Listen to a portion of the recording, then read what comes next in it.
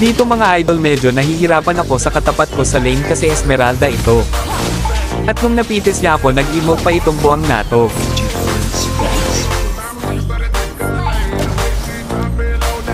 Dito habang nagka-turtle nag-zone ako para hindi makuha ni Ling ang pagungkaso nakalapit ito at nakuha pa. Retrigad pala itong Ling nato at nakatakas pa kaya si Hanzo na lang nabigyan ni Kufra at hinabol siya ng mga kalaban at mabuti na lang naka-respo agad itong mage namin kaya napitis namin si Ling at napitis din ako.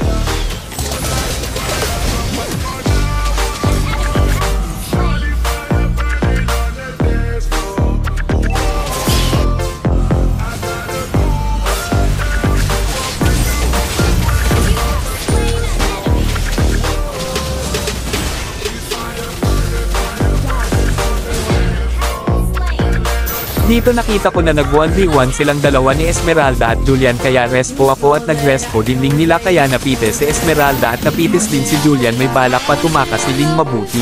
Nalang bumagsak ito kaya bulag ka tuloy siya.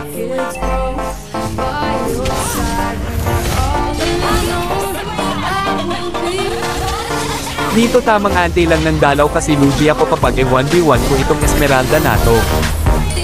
At hindi na muna ako masyadong magpaliwanag mga idol panoorin ninyo na lang hanggang dulo kung paano ako mag-XP lane at kung hindi pa kayo nakafollow sa aking page mga idol baka naman.